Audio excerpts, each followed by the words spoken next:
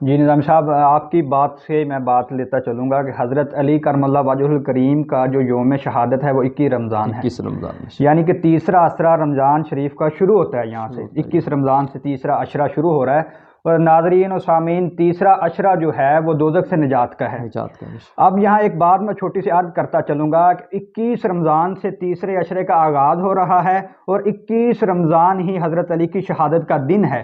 اس میں ایک بات یہ ہے کہ جو بھی جہنم سے بچنا چاہتا ہے اسے چاہیے کہ علی کے دامن سے وہ بستہ ہو جائے۔ سبحان اللہ، واہ واہ، کیا 21 بات، رمضان بڑی بات ہے جی، بڑی بچنا ہے اگر علی سے تو جہنم میں جہنم جائیے۔ میں، واہ پھر واہ بات یہ سادہ سی ہے۔ واہ واہ۔ اب آپ کی بات کو بڑھاتا چلوں آگے کہ 18 رمضان حضرت علی کو ضرب لگائی گئی۔ 18 رمضان کو آپ اٹھے صبح فجر سے پہلے، امام حسن تشریف فرما ہے۔ آپ فرماتے بیٹا حسن، آج تمہارے نانا جان میرے خواب میں آئے ہیں۔ امام حسن فرماتے بابا جان نانا جان نے کیا فرمایا؟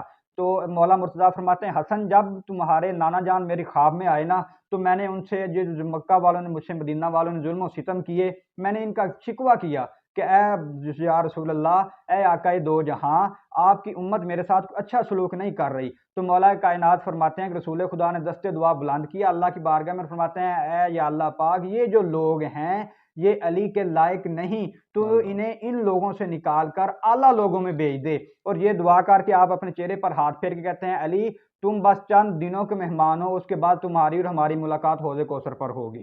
سامعین محترم، امام حسن جب یہ بات سنتے ہیں تو پریشان ہوتے ہیں، تو امام مولا مرتضیٰ فرماتے ہیں حسن پریشان ہونے کی کوئی ضرورت نہیں، ابھی کون سا میں جا رہا ہوں، رسول خدا نے یہ دعا ہی تو کی ہے۔ رسول خدا نے کچھ نشانیاں بتائی تھی مولا مرتضیٰ کو کہ جب تمہیں شہید کیا جائے گا تو یہ جو کچھ ہوگا، ان میں سے ایک نشانی یہ تھی کہ آقا دو جہاں نے فرمایا کہ علی جب تم مسجد میں فجر کی نماز پڑھنے کے لیے جاؤ اور مسجد کے چراغ جو ہیں وہ بجھ جائیں تو سمجھ لینا یہ تمہاری آخری نماز ہوگی۔ مولا مرتضیٰ 18 رمضان کو جب پہنچے ہیں مسجد میں، وضو فرمانے کے لیے بیٹھے ہیں کہ اس سے پہلے دیکھتے ہیں کہ مسجد میں ایک بندہ جو ہے نا وہ سویا ہوا ہے، اور وہ لعین عبد الرحمن ابن ملجم ہی تھا جو مولا کریم کا انتظار کرتے کرتے سو گیا۔ سامعین محترم، مولا مرتضیٰ چلے جا کے اسے ٹھوکر ماری اٹھا کے کہتے ہیں اے ابن ملجم اٹھو، تم اپنے کام کے لیے ریڈی ہو جاؤ، تیار ہو جاؤ، میں اللہ کی بارگاہ میں حاضر ہونے کے لیے تیار ہو جاتا ہوں۔ سامعین محترم، مولا مرتضیٰ جیسے ہی وضو کرنے کے لیے بیٹھے تو جو مسجد کے چراغ تھے وہ بجھ گئے۔ مولا مرتضیٰ کو سمجھ لگ گئی کہ اے علی یہ تیری جو آج ہے یہ آخری نماز ہے۔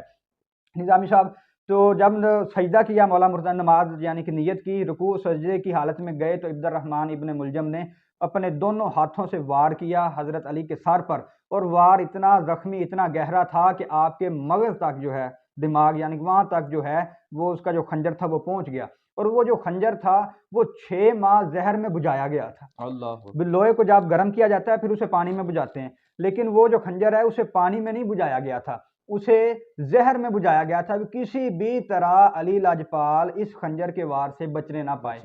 تو مجھے آگے ایک بات مجھے اور یاد آ گئی کہ پیر میر علی شاہ صاحب کے دادا حضور وہ کسی علاقہ میں گئے تو وہ لوگ کہتے ہیں جی آپ سید ہیں؟ انہوں نے کہا جی الحمدللہ میں سید ہوں۔ تو کہتے ہیں جی آپ کے پاس کیا نشانی ہے کہ آپ سید ہیں، شجرہ دکھائیں۔ آپ فرماتے ہیں دوستوں میں شجرہ ساتھ تو نہیں لیے پھرتا، شجرہ گھر پڑا ہے، لیکن الحمدللہ میں سید ہوں۔ وہ کہتے ہیں ہم آپ کی اس بات کو نہیں مانتے کہ آپ سید ہیں، کوئی ایسی نشانی دیں کہ ہمیں پتہ چلے کہ ہم سید ہیں۔ آپ وہ نا کھجور کی ٹوپی پہنتے تھے، ابھی بھی گولڑا شریف والے اکثر وہ پہنتے ہیں، آپ نے وہ ٹوپی اتار کر زمین پر رکھ دی، رکھ کے کہتے ہیں جس میں ہمت ہے وہ آئے اس ٹوپی کو اٹھائے۔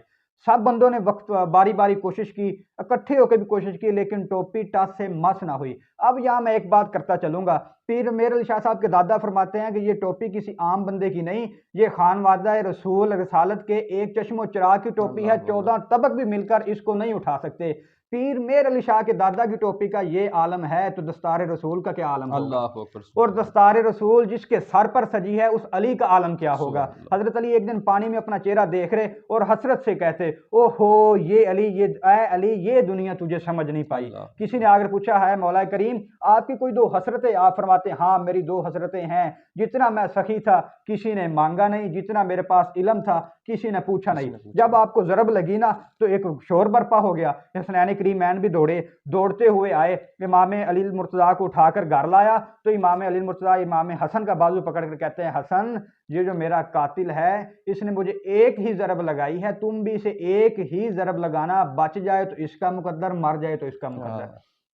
تو جب طبیب کو بلایا گیا، حکیم کو، بھی دیکھو بھی کیا اس کا کیا علاج ہے، تو کہتے ہیں مورخین لکھتے ہیں، تاریخ خلفاء میں مولانا جلال الدین سیوطی بھی لکھتے ہیں کہ اس طبیب نے کہا کہ جتنا ہو سکے ان کو دودھ پلایا جائے، دودھ پلایا جائے۔ کہتے ہیں جب طبیب کی یہ بات باہر نکلی تو جتنے بھی وہاں کے یتیم بچے تھے ان کے ہاتھ میں دودھ کا پیالہ تھا، علی لاجپال کے دروازے پر کھڑے تھے۔